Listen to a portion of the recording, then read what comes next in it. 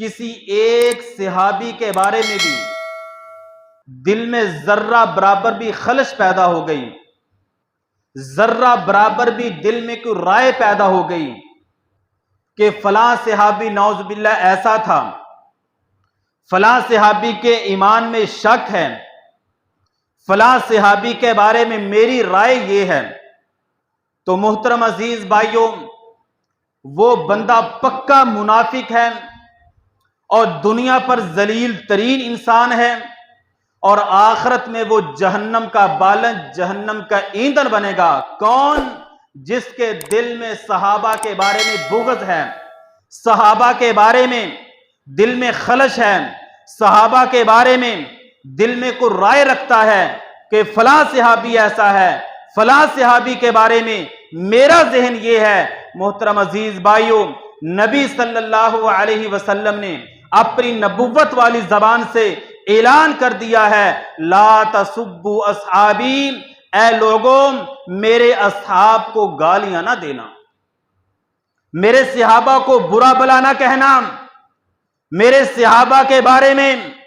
دل میں کوئی خلش پیدا نہیں کرنی۔ لا تسبوا اصحابی، میرے اصحاب کو گالیاں نہیں دینی، میرے اصحاب کے بارے میں دل میں خلش پیدا نہیں کرنی۔ کیوں؟ میرا ایک صحابی، ادنا سا چھوٹا صحابی، ایک مٹھی جو اللہ کے راستے میں خرچ کر دے، بعد میں آنے والا میرا امتی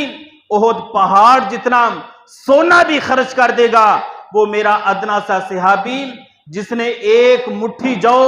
اللہ کے راستے میں خرچ کی، بعد میں آنے والا احد پہاڑ جتنا سونا بھی خرچ کر دے گا، میرے صحابی کی فضیلت نہیں پہنچ سکتا، کیونکہ اصحاب محمد کی جماعت ایسی جماعت ہے، رب کا قرآن شروع سے لے کر کے آخر تک پڑھ لیں،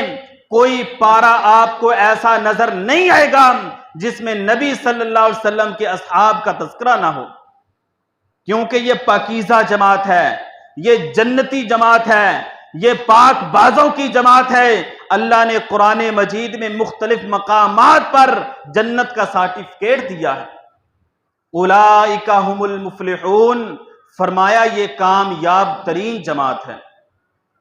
اولئک ھم الراشدون، یہ ہدایت یافتہ جماعت ہے۔ اولئک ھم المؤمنون حقا، یہ حق والی جماعت ہے۔ اولئک حزب اللہ، اللہ نے اس جماعت کو اپنی جماعت قرار دیا ہے، فرمایا یہ میری جماعت ہے۔ جس جماعت کو اللہ اپنی جماعت قرار دے، اللہ کہہ دے یہ فلاح والے ہیں، یہ ہدایت والے ہیں، یہ حق والے ہیں، یہ میری جماعت ہے، پھر اس جماعت کے بارے میں ذرہ برابر بھی دل میں خلش پیدا ہو گئی، ذرہ برابر بھی